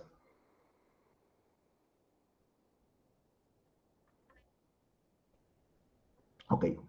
Ahora, si ya estamos diciendo que una parte, digamos, de las formaciones del inconsciente implica que precisamente es inconsciente, o sea, que no me doy cuenta cómo se genera, entonces, automáticamente de la perspectiva dinámica, que es la perspectiva que hace alusión al conflicto, nos tenemos que ir a la perspectiva tópica. La perspectiva tópica es la que justamente nos dice que hay funciones mentales que se consuman en la conciencia y otras funciones mentales que se consuman en el inconsciente. ¿Sí? La conciencia tiene sus reglas y el inconsciente tiene sus propias reglas, ¿no? Entonces ahorita vamos a revisar las reglas del inconsciente o los mecanismos inconscientes que permiten que se genere la formación de compromiso. ¿Sí, Arturo? Sí, doctor, ya como en la clínica y ya como en la técnica aplicada, cuando uno va al síntoma, deberíamos entonces suponer este presupuesto, que hay una formación ahí de inconsciente y que ese síntoma siempre va a ser, digamos, como el rostro de los dos y que deberíamos ir a buscar esos opuestos que están en juego. Siempre. Así tal cual lo estás diciendo, cuando yo tengo un síntoma, déjame pongo mi esquemita. Voy a poner el esquema acá. Así justo como lo estás diciendo. O sea, yo siempre lo que tengo que presuponer cuando tengo un síntoma, ¿sí? Siempre, sí, o sea, es como un axioma, digamos, que hay algo de este lado. ¿Sí? Que hay, por un lado, deseos inconscientes que buscan expresarse y por otro lado, castigos simbólicos que también buscan expresarse. ¿Sí? Y que no conozco. Y que justo mi trabajo es hacer hablar al paciente de tal manera que esto se encuentre. ¿Sí me estoy explicando? Entonces yo cuando me enfrento a un síntoma, trato de hipotetizar qué estará de este lado. E hipotetizándolo, trato de ponerlo a prueba. ¿Sí? O sea, ponerlo a prueba, ¿qué es? Por ejemplo, a ver, como ejemplo, digamos que yo me encuentro, bueno, les cuento un caso propio de una paciente, ¿no? La paciente tiene un síntoma y el síntoma es que cada vez que es una niña, ¿sí? Tiene como 8 años, 9 años. El síntoma es que primero, de repente tiene mucha sensación de vómito, de querer vomitar, pero segundo, cuando le viene la sensación de vómito, siente mucha angustia. ¿Sí? Porque siente que se va a morir cuando vomite, ¿no? Entonces, ese es el síntoma. ¿Sí? Ahora, ¿qué es lo que me dice la pacientita? Me dice, bueno, es que yo sé que no me va a pasar nada si vomito, es normal, todo el mundo lo hace, pues no pasa nada si vomito. Entonces es ideal. Lo que ella quisiera sería decir, bueno, pues si vomito no pasa nada. ¿Cuál es el síntoma? Cada vez que siente la hiperactivación fisiológica del vómito, le da miedo. ¿Okay? Ahora, ¿qué es lo que yo tengo que pensar? Hay algo de este lado que no conozco. Entonces me pongo a explorar la vida de la paciente y bueno, me doy cuenta que la paciente tiene mucha rivalidad y envidia de su hermano. ¿Okay? Y me doy cuenta que la primera vez que tuvo este síntoma fue una vez que su hermana le pegó en el estómago, como un cabezazo, una hermana menor, ¿no? Le dio un cabezazo y ya sabes que le dio el cabezazo, la paciente sintió como ganas de vomitar y desde ahí le vino la fobia, la angustia por el vómito. Entonces, ¿cuál es mi hipótesis? Bueno, mi paciente quisiera destrozar a su hermano. ¿Entienden la idea? Entonces yo la pongo a jugar con eso y entonces tomo muñequitos y lo pongo a que son dos hermanitas y una hermanita quiere dañar a la otra y se están ahí lastimando. Y bueno, cuando empiezo a trabajar eso, el síntoma empieza a desaparecer. Entonces yo que me digo a mí mismo, bueno, claro, lo que se estaba expresando en ese síntoma era el enojo contra el hermano, que no podía expresarse abiertamente y por lo tanto tomaba el camino de la fobia al vómito. ¿Sí? Era como decirle simbólicamente a la hermana, te vomito. ¿Sí le han dicho a alguien o han pensado, yo te vomito cuando dices que alguien me cae mal, lo vomito? No, pues exactamente lo mismo. Mi hermana me cae mal, la vomito. ¿Okay? Pero eso yo lo tuve como hipótesis primero, ojo, igual me pude haber equivocado. No importa, o sea, si te equivocas, pues lo pones a jugar otra cosa, ¿no? ¿Sí? Pero yo sí tengo la hipótesis como axioma que me enseña el psicoanálisis que hay todo esto detrás. La paciente está expresando agresión y al mismo tiempo se está castigando a sí misma por esa agresión. Pues la agresión es decirle te vomito y el castigo es tengo miedo a vomitar. ¿Sí me estoy explicando? ¿Sí? Y bueno, ya obviamente la facultad del psicoanalista y lo que los hace buenos psicoanalistas o los hará buenos psicoanalistas sería qué puedan poner en marcha para que el paciente hable de esto. Eso es lo que los va a hacer buenos analistas. ¿Sí? Hay quienes usan mucho la interpretación, como los kleinianos. Hay quienes usan más los juegos de palabras, como los lacanianos. ¿Sí? Hay quienes explican, ya cada analista tiene las herramientas propias para poder poner al paciente a hablar de esto. ¿sí? Hay quienes piensan que esto se tiene que hacer consciente, hay quienes piensan que no, yo no pienso que se tenga que hacer consciente, yo nada más creo que con que se ponga un juego en la sesión hay efectos. ¿Quién está explicando? No sé si contesta tu pregunta. Sí, muchas gracias, profesor. Gracias. Ahora, para continuar, digamos, con la lógica de la exposición, les decía que, evidentemente, para de alguna u otra manera poder entender que una parte es inconsciente, tenemos que ir a la segunda perspectiva, que es la perspectiva, digamos, tópica. Entonces voy a hablar un poco de la perspectiva tópica de las operaciones fallidas. Y les decía que la perspectiva tópica siempre hace alusión, digamos, a lo que es lo inconsciente. Es decir, siempre hace alusión a que tenemos dos partes de la mente, por lo menos, una consciente y otra que le llamamos el inconsciente, ¿no? Obviamente la parte inconsciente tiene sus síntomas y la parte, tiene sus mecanismos, quiero decir, y la parte consciente tiene sus propios mecanismos y es lo que voy a tratar de elaborar, ¿ok? ¿Cuáles son los mecanismos del inconsciente? Bueno, básicamente Freud, los voy a enunciar, ahorita voy a poner ejemplos. Freud dice que tenemos varios mecanismos inconscientes que les llaman los procesos primarios, ¿sí?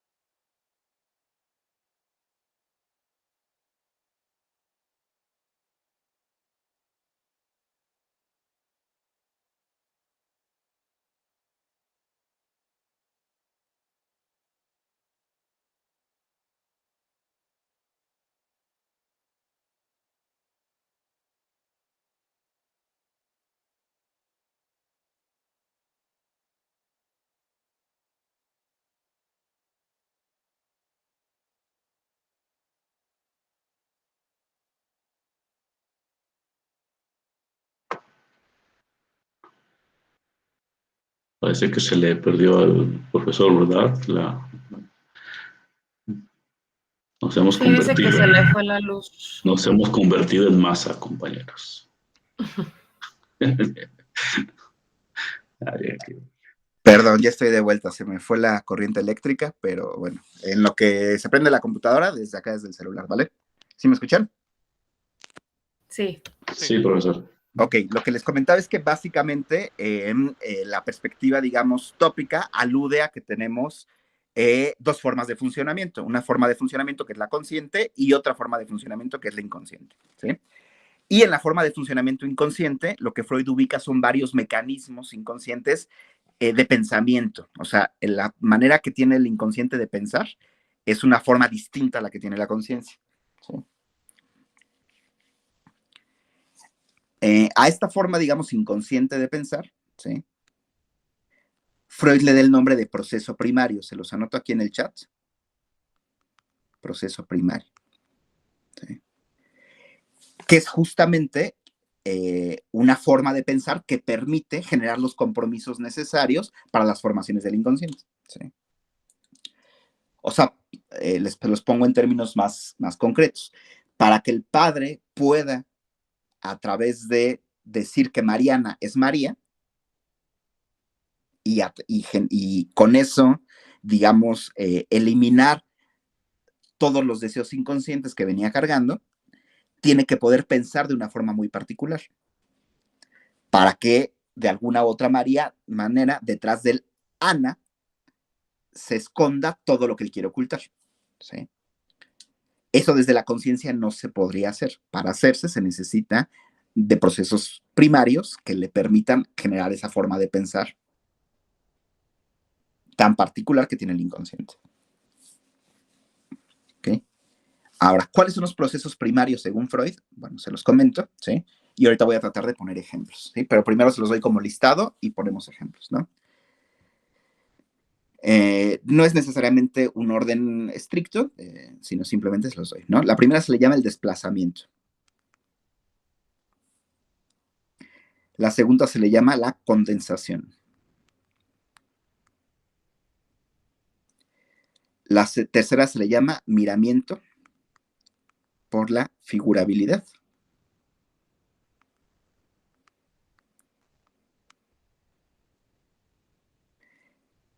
Y la cuarta, quiero decir, se le llama la simbolización.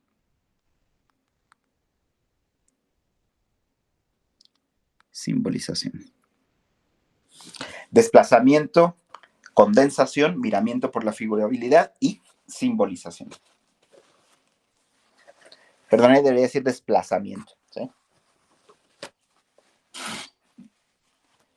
¿Okay? Como les comenté hace un momento, y para empezar a poner, digamos, ejemplos en relación a cada uno de estos, y cómo estos juegan, digamos, en lo que son las operaciones fallidas, vamos a poner un ejemplo, un chiste, para ejemplificar el desplazamiento. ¿Ok? Un chiste o lo que sería, digamos, un apodo. ¿Ok?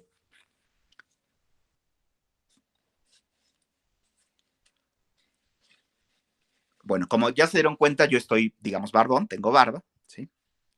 Entonces, digamos que yo les caigo mal por alguna razón, puede haber muchas, por cierto, pero digamos que yo les caigo mal, y entonces ustedes quieren decirme, expresarme que les caigo mal, pero sin exponerse y sin decir propiamente tú me caes mal, ¿sí? Entonces, una manera de hacerlo es que ustedes digan algo así como lo siguiente. En clase lo podrían hacer incluso. Pueden decir, el barbón me cae mal. El barbón me cae mal. ¿Okay? Si alguno de ustedes en clase dijera, por ejemplo, el barbón me cae mal, el problema es que yo no puedo sentirme directamente aludido, aunque sí me siento aludido. ¿Ok? Porque, bueno, yo diría, pues yo soy barbón, pero, por ejemplo, Arturo también es barbón. Entonces, ¿a quién se está refiriendo? ¿A mí o a Arturo? ¿Okay? Entonces, fíjense lo que está haciendo el desplazamiento. Está tomando una partecita de mí, ¿sí? Para representarme, ¿sí? Y está expresando justamente un pensamiento, una idea, a partir de esa pequeña partecita, ¿sí? En otras palabras, está desplazando a todo Víctor a su barba, ¿sí? Pero al hacerlo, al mismo tiempo está ocultando a Víctor, ¿entienden? ¿Sí? Bueno, les pongo otro ejemplo. Ahora les voy a poner un ejemplo en un sueño, ¿sí? Donde se ve mucho más claro, ¿ok? Este es un sueño de una paciente, ¿ok? En el sueño, la paciente dice, bueno, fíjate que no me acuerdo exactamente qué soñé, solo recuerdo que estaba en un lugar y tomaba una taza y tomaba café. ¿Sí? Es una paciente que tiene unos 14 años, o que tenía en la época 14 años. Ok, es lo único que recuerdo del sueño, nada más eso. Y bueno, justamente lo que yo tengo que pensar es que detrás de eso se esconde otra cosa. Entonces lo que le digo es, ¿qué es lo que más te llama la atención del sueño? Pues lo único que me viene a la mente es la taza, realmente. Era una taza que tenía una forma muy particular. Ok, ¿dónde has visto esa taza? ¿Sí? Estoy resumiendo mucho lo que hice, ¿no? Bueno, esa taza, ahora que lo dices, ahora que me preguntas, es una taza que estaba o está en la cocina de la casa de mi novio. Bueno, mi siguiente pregunta fue, ¿y qué pasó en la cocina? Y bueno, evidentemente en la cocina de su novio, lo que pasó es que hace algunas semanas tuvieron relaciones sexuales en la cocina, ¿sí? Pero tuvieron relaciones sexuales sin protección. Entonces la paciente traía, digamos, el miedo de haber quedado embarazada o haber quedado con una enfermedad, ¿sí? No se lo había expresado no a nadie, era algo que ella misma nada más pensaba, ni siquiera se lo había dicho a su novio. Entonces fíjense qué hizo el sueño.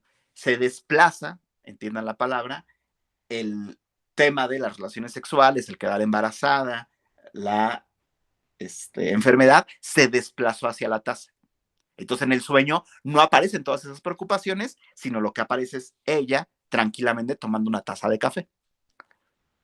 ¿Qué es lo que significa el sueño? Quiere expresar la idea de, puedes estar tranquila, no pasó nada de eso. ¿Sí me estoy explicando? Por eso aparece muy tranquila tomando una taza de café. ¿Ok? Es un sueño, digamos, de estos sueños que Freud los llama los sueños de tranquilización. Algo me preocupa, ¿sí? Y se desfigura de tal manera, a través del desplazamiento en este caso, que queda entonces tan desfigurado que en el sueño aparece como algo que ya no me angustia. Todas esas preocupaciones aparecen como una taza de café. Y la paciente aparece tranquilamente tomando una taza de café. ¿Entienden la idea? ¿Sí? Igual, en el caso de la paciente que les comenté hace un momento, el enojo que tiene la paciente con su hermana, ¿sí?, se desplaza hacia el vómito. ¿Sí? Entonces, en vez de decirle a la hermana, me caes mal, ojalá y no hubieras nacido, que es lo que al final quería decir la paciente, pues únicamente aparece como un te vomito. ¿Okay? Bueno, ese es uno de los primeros mecanismos, o uno de los mecanismos primarios que utiliza el inconsciente para generar los compromisos. ¿Sí? Ya me estoy conectando de la otra sala.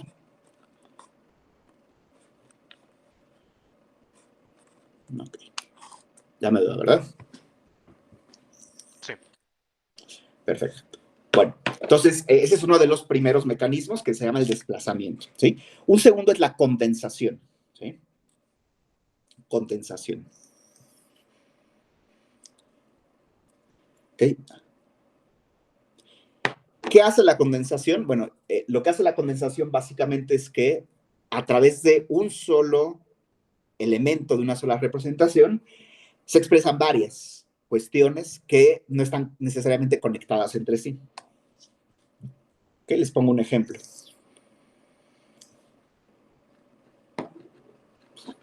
Les pongo un ejemplo en un sueño.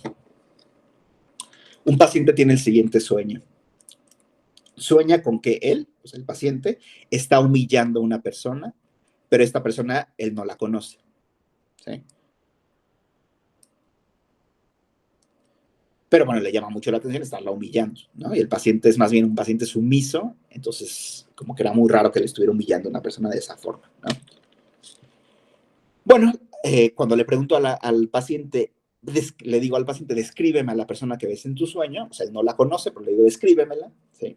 Me la empieza a describir y dice, bueno, es una persona alta, es una persona rubia, ¿sí?, que tiene los ojos claros, verdes, ¿sí?, y como que tenía una voz muy fuerte, ¿no? Ok. Lo siguiente que le pregunto es, a ver, ¿a quién ubicas con los ojos verdes? ¿No? Y cuando le pregunto eso, yo ya sabía, obviamente, hacia dónde íbamos. Su hermano tiene los ojos verdes. ¿Okay? Luego le pregunto, bueno, ¿a quién ubicas alto? Bueno, pues más o menos tiene la altura de mi jefe. ¿Sí? Ya el paciente terminó de hacer el trabajo. Y bueno, y si me preguntas a quién tiene esa voz, mi tío tiene esa voz. ¿Ok? ¿Qué tienen esas tres personas en común? Bueno, pues las tres personas me humillan a mí, o me han humillado a mí. Mi tío, mi hermano, mi jefe. ¿Sí me estoy explicando? Entonces, ¿qué hizo el sueño? Esa representación que aparece en el sueño, una persona desconocida, en realidad es la mezcla de otras tres. ¿Entienden? ¿Sí? Entonces hay una condensación. ¿Ok? Los sueños, las operaciones fallidas, los síntomas, el arte, se construyen a partir de desplazamiento y de condensación, fundamentalmente. Piensen ustedes en una obra de arte, por ejemplo. ¿Qué es un minotauro? Un minotauro es la condensación de un hombre con un animal. ¿Entienden? ¿Qué es una quimera? Es la condensación de muchos animales. ¿Sí? No sé si alguien ubica, yo tengo por ahí un trabajo publicado, el Guernica de Picasso. ¿Sí? ¿Qué es el Guernica de Picasso? Bueno, la condensación, la representación de muchos fenómenos asociados a la guerra y fundamentalmente al bombardeo de Guernica. ¿Sí me estoy explicando? ¿Sí?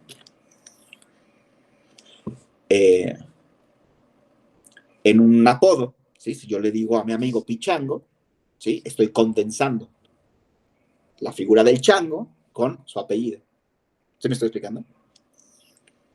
Entonces, justo para construir estos compromisos de los que vengo hablando, ¿sí?, que se dan en los sueños, en los síntomas, en los actos fallidos, justo para construir estos compromisos se necesita condensación y desplazamiento. ¿Sí me estoy explicando? ¿Ok? Pero también se necesita muchas veces un proceso que se llama miramiento por figurabilidad. ¿Sí?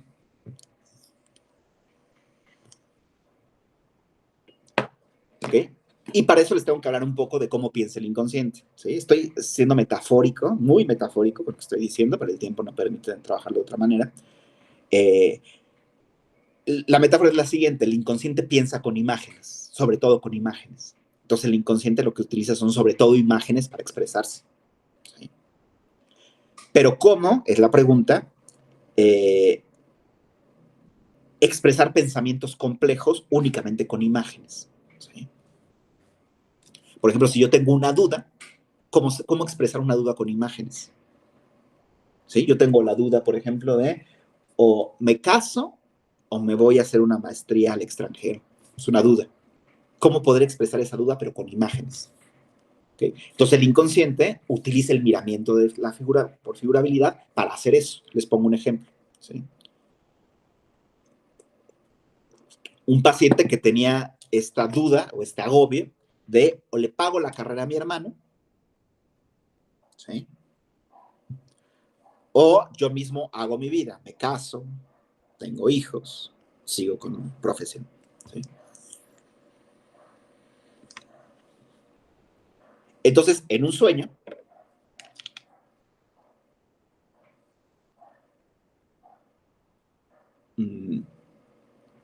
digamos que el paciente dice: soñé que mi hermano venía en un auto, pero no estoy seguro si era su propio auto o era un taxi. Así, tal cual.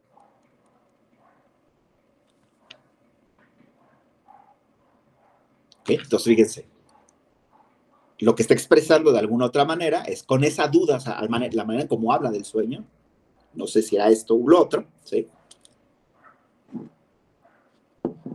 Lo que está expresando es: me gustaría, tengo la duda de si es mejor que mi hermano se ponga a trabajar de taxista, ¿sí?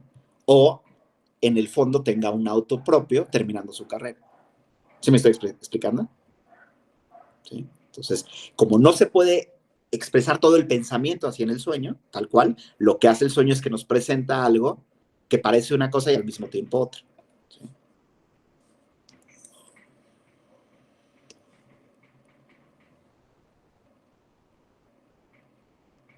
Algo difuso, ¿sí?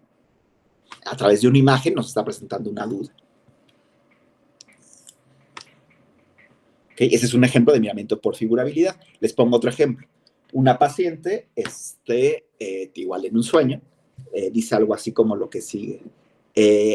Soñé con mi novio, pero no se veía nada claro el sueño.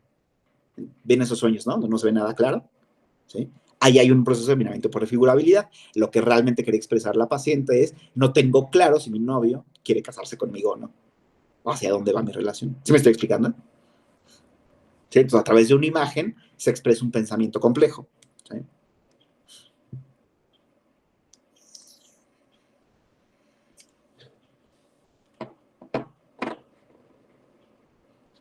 ¿Okay? Es otra manera que tiene el inconsciente de, digamos, generar estos compromisos, ¿sí?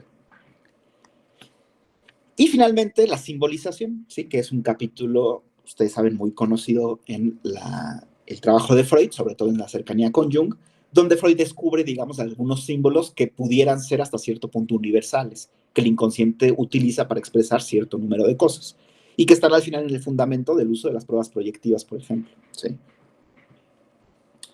Por ejemplo, ¿no? Un paciente que sueña con una casa, la casa puede estar representando a su cuerpo, ¿sí?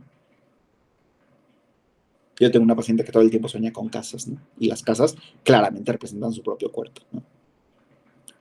O cuando una persona sueña, por ejemplo, con un animal salvaje, ¿no? El animal salvaje puede estar expresando realmente a la propia sexualidad, puede simbolizar a la propia sexualidad.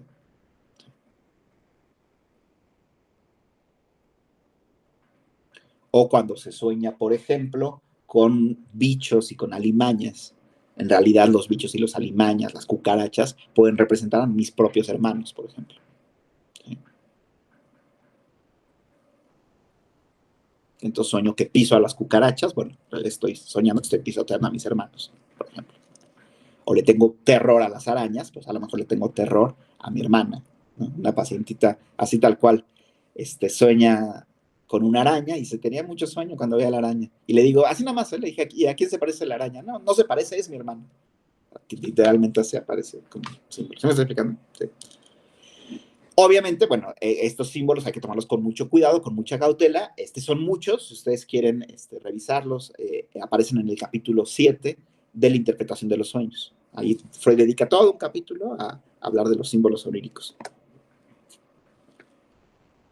Y aparecen también en las conferencias de introducción al psicoanálisis que van a leer, o que ya leyeron. ¿Qué van a leer? Creo que la próxima semana. Ahí aparece como todo un catálogo de símbolos que, bueno, ya leerán que dice que Freud que hay que tomarlos con mucho cuidado, pero que, bueno, al final nos permiten hacer hipótesis también. Bueno, ¿dudas hasta acá? Ok, un quinto elemento. Sí, no, me espero que explique el quinto elemento. Me espero. Ok, un quinto elemento que no pertenece propiamente al inconsciente, aunque funciona como si fuera inconsciente, ¿sí? Es lo que Freud llama la elaboración secundaria. Elaboración secundaria, que tiene que ver con la función de síntesis de la que nos hablaba Arturo. ¿Sí? ¿Qué es la elaboración secundaria? ¿Sí? Bueno, cuando ya tenemos un compromiso, ya sea a nivel del sueño, a nivel del síntoma o a nivel del lapsus, ¿sí? Cuando ya tenemos la formación de compromiso, lo que hace automáticamente nuestro yo, la parte inconsciente de nuestro yo, es tratar de explicarse ese síntoma, ese sueño, ese lapsus. ¿Sí? Pero se lo trata de explicar. Si pueden ver mi esquemita, si lo pueden ver, ¿verdad? ¿No? No. Perdón. Se los pongo otra vez, es que... ¿Sí? Digamos que voy a poner ¿sí? Yo ya tengo el síntoma. Vomitar. ¿No? Hasta allá. ¿Sí? ¿Qué es lo que trata de hacer el yo? Trata de explicarse el síntoma, pero se lo explica, ojo, sin tomar en cuenta esto. ¿Entienden? A eso Freud le llama la elaboración secundaria. ¿Sí? Yo veo algo en un sueño y me trato de explicar el sueño, pero dejando de lado la parte inconsciente. ¿Ok? Es un mecanismo que tiene el yo para desconocer su propio inconsciente. ¿Entienden la idea? Sí, le trato de dar sentido, pero nunca tomando en cuenta lo inconsciente. ¿Ok? Justamente, para quien va entendiendo un poco la lógica, digo, esto es mucho el material que estoy dando en muy poquito tiempo, pero pues, es las condiciones de la clase, pero estas elaboraciones secundarias son las explicaciones preanalíticas, precisamente. Sí, justamente cuando uno hace una elaboración secundaria, lo que hace una explicación preanalítica. Claro, tengo miedo a vomitar, pero tengo miedo a vomitar porque fisiológicamente estoy mal, porque estoy estresado, porque estoy angustiado. ¿Sí? No tomando en cuenta la parte, digamos, de los deseos, la parte propiamente analítica, ¿sí? El sentido inconsciente de eso. ¿Ok? Bien, ¿era todo, Arturo? Ahora sí, si quieres comentar. Sí, más bien como a nivel de pedirla y aclarar las formaciones del inconsciente que nos decías, el sueño y el acto fallido.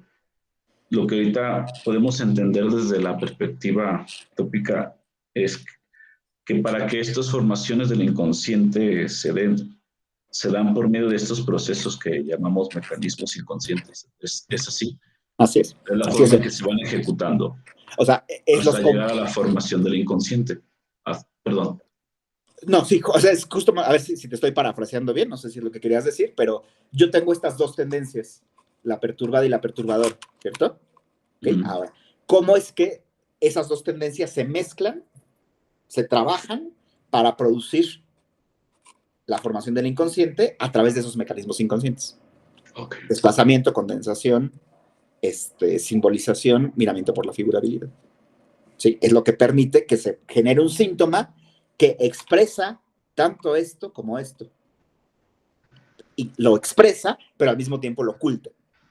¿Sí me estoy explicando? Sí, sí, sí. ¿Sí era por ahí la pregunta? Sí, completamente aclararla. O sea, finalmente llegamos, perdón, insisto, finalmente llegamos a estas formaciones de compromiso justo por estas operaciones de estos mecanismos. O sea, si no hubiese una cuestión de desplazamiento, de simbolización, esto pues no podría haber una procesarlo. formación del inconsciente.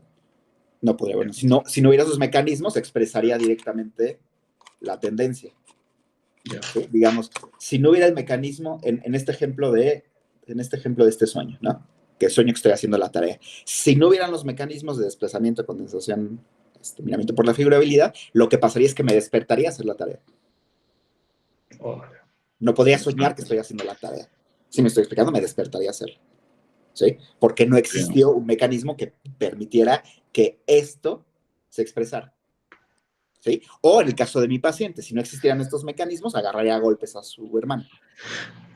Me hace pensar que cuando dices que si no existieran me levanté a hacer la tarea, de alguna manera, entonces estos mecanismos lo que hacen es economizar la libido y no reventar, porque entonces estaríamos en una angustia tremenda, si no de todo el día y toda la noche no descansaríamos, ¿no? Hasta quisiéramos eso, pero no siempre podemos, porque tenemos que dormir y entonces vendría, si no hay condensación, no sé si pudiera yo en lo que seríamos o perder la cabeza. No, claro, o sea, finalmente no podremos funcionar en cultura.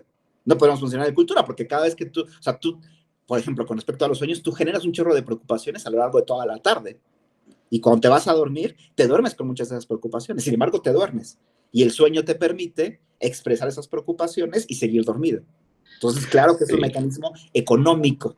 Por eso por ejemplo, económica. Ajá. Perdón, cuando nos narra los múltiples ejemplos de las niñas o de ese chico soñando a quienes le humillando, pues si no estuvieran de alguna manera también lo haríamos, ¿no? Iríamos siempre esa tendencia, estaríamos ahí. Claro, si no, lo que haría sería el día de mañana, déjenme ser un poco metafórico, se levantaría e iría a ponerle un balazo al hermano, iría a insultar al jefe, renunciaría a su trabajo, iría a insultar al tío. No sé si me estoy explicando. Sí. Entonces, justamente esa formación del inconsciente permite que se exprese. Si no existiera en el caso de la chica que tuvo el lapsus entre Pedro y Juan, le diría, oye, Juan, lávate la boca. ¿Entiendes? ¿Sí me estoy explicando? Lo cual no sería para nada económico. Entonces, ahí está la perspectiva económica, precisamente, que permite que se exprese la libido a través de medios que nos permiten mantenernos adaptados a la cultura. En eso se pierde mucho y genera insatisfacción, por supuesto. Porque claro que mi pacientita preferiría agarrar a golpes a su hermana. O sea, claro que lo que le dará satisfacción sería eso. Y claro que no se puede. No sé si me estoy explicando. Completamente. Tiene mucho sentido. Gracias. Sí, Salvador. Dentro de todas estas cuestiones de precisamente hablando de los sueños y las tendencias, ¿cómo se explicarían entonces las pesadillas? Porque evidentemente, pues no me resulta a mí económico soñar cosas que me angustian si estoy angustiado. Es una buenísima pregunta, y es una buenísima pregunta porque es una pregunta que Freud se hace justamente porque, claro, el sueño tendría que proteger mi dormir, ¿entendemos? Es decir, el sueño, yo sueño para poder seguir dormido. Y todas las pesadillas, ¿cómo se explican? Bueno, Freud lo explica de manera muy sencilla. Una pesadilla ocurre cuando esta tendencia perturbadora deja de estar tan desfigurada por los mecanismos inconscientes. Entonces empieza a aparecer de manera más literal. ¿Sí me estoy explicando? Es decir, ejemplo, si yo me dormí enojado con mi papá, entonces a lo mejor una parte inconsciente de mí como que alude al incesto, ¿no? Mátalo. ¿Entienden la idea, no? O sea, somos psicoanalistas, entonces, ¿sí? Ok. Bueno, obviamente no lo voy a matar. Yo pudiera soñar con que estoy matando un dragón. Está bien. Pero ¿qué pasa si sueño con que muere mi papá? Entonces es pesadilla. ¿Pero por qué es pesadilla? Precisamente porque esto apareció de manera más literal. Los mecanismos inconscientes de formación de compromiso no funcionaron suficientemente bien. ¿Sí me estoy explicando? Entonces, ese sueño que expresa un deseo se convierte en pesadilla. Una pesadilla se produce precisamente porque estoy viendo al deseo mucho más al desnudo, déjame decirlo así, a la tendencia perturbadora muchísimo más al desnudo, ¿sí? Entendemos que estas tendencias perturbadoras están ahí sí las quiero hacer, pero no es que me identifique con ellas. No sé si me estoy explicando. ¿Sí? O sea, si yo le pregunto a mi pancetita, ¿quieres agarrar a golpes a tu hermanita? Va a decir, no, claro que no. ¿Se me estoy explicando? Pero no quiere decir que no quiero, o sea, sí quiere, pero quiere en otro terreno, que no es el terreno del yo. Sí, Marian. Ay, buenos días, profesor. Hola. Compañeros. ¿Y qué pasa cuando, por ejemplo, la pesadilla no es, o sea, forma literal, por ejemplo, hay ocasiones que se puede soñar o que te pueden decir que están teniendo una pesadilla, pero que la pesadilla no es clara, o sea, que sienten como ese miedo, esa angustia, pero no ven al final de cuentas nada. Sí, no pareciera que se está presentando el deseo hacia el desnudo. Mira, ¿qué es lo que ocurre con una pesadilla? Bueno, básicamente lo que ocurre es lo siguiente, y aquí voy a hablar un poco de la perspectiva económica, ¿sí? Cuando aparecen los afectos en el sueño, por ejemplo, en un sueño puede aparecer un afecto como mucho miedo, o puede aparecer un afecto como ternura, o puede aparecer un afecto como tranquilidad, no sé si me estoy explicando, una sensación, ¿no? Regularmente, esos afectos no pertenecen, no están conectados orgánicamente con el contenido del sueño, sino son afectos que pertenecen a otras representaciones. Entonces, para decirlo de manera clara, si tú tienes una pesadilla donde el contenido del sueño no corresponde al miedo, uno lo que pregunta es, ya en clínica, platícame algo que te haya hecho sentir el mismo miedo que sentiste ahí. Entonces te puedo decir, claro, a ver, ¿cuándo sentí el mismo miedo? Sí, por supuesto, cuando era niño y me dejaron solo en casa. Entonces realmente lo que estás viendo en el sueño es una representación desfigurada de la sensación de estar solo en casa cuando era niño. ¿Sí me estoy explicando? ¿Sí? ¿Por qué? Porque justo los afectos en el sueño no están conectados orgánicamente al contenido del sueño. ¿Sí? Son inorgánicos, son realmente desplazamientos. El afecto se desplaza de su lugar original al contenido del sueño. ¿Sí? Por ejemplo, cuando mi paciente me dice, siento mucho coraje conmigo misma porque me da miedo vomitar, ¿con quién siente coraje realmente? Con su hermana.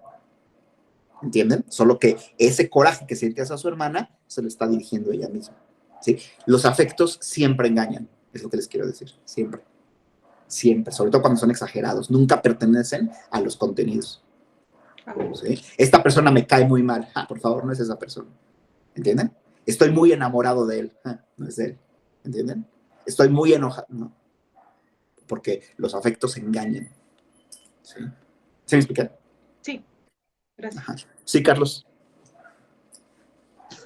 Buenos días, profe, Hola. compañero. Me viene a la mente el ejemplo del padre en el video, ¿no? Que como que el efecto perturbador fue placentero y a la vez doloroso, menciona en una parte, ¿no? Entonces eso me genera como la duda si el efecto perturbador puede ser todo el tiempo displacentero, que pueda tener un efecto como disruptivo en la mente, que genere dolor, y a la vez cómo explicar que sea, que cause goce, ¿no? Yo lo que te diría, así como lo estás comentando, Carlos, es que estas tendencias perturbadoras, como les he llamado, son ajenas al yo. El que interpreta las experiencias en términos de placer y desplacer, gusto, disgusto, bueno, malo es el yo. Pero recordemos que el yo es solo una pequeña parte del aparato psíquico. ¿Sí? Hay una gran parte del aparato psíquico que no es el yo, que no interpreta las experiencias en términos de bueno, malo, placer, displacer, agradable, desagradable. Por ejemplo, en el caso del padre. En el caso del padre, la experiencia que tuvo homosexual en la infancia, ¿cómo fue? ¿Fue bueno o mal? Para él fue mala, para el yo fue mala. ¿Sí me estoy explicando? Para él fue humillante, para el yo fue humillante, pero es el yo el que está haciendo esa interpretación. ¿Sí me estoy explicando? Por eso parte de lo que hace un analista es sacar al yo del juego del trabajo analítico, porque el yo tiende a pensarlo en esos términos. Y nosotros realmente, o sea, para mi paciente es bueno o malo querer deshacerse de su hermana. Para el yo es malo, ¿entienden? Pero para la otra parte del aparato psíquico no se juzga en términos de bueno o malo, de placentero o displacentero, sino simplemente de expresión de deseos que se fueron cultivando a lo largo de la historia. ¿Sí, me estoy explicando? Sí. Uh-huh. Bueno. Bueno, tenemos que dejar acá porque tengo otra clase justo después de ustedes. Gracias por su atención y nos vemos. ¿Cuándo es la siguiente clase? ¿Lo tienen por ahí presente? Sí. Me parece que está en 15 días, pero no tengo del todo claro. Déjenme checar. Aquí estoy. Sí.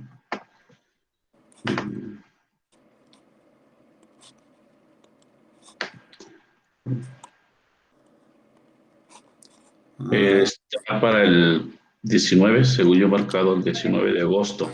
19 de agosto. Bueno, pues son 3 semanas entonces, ¿no?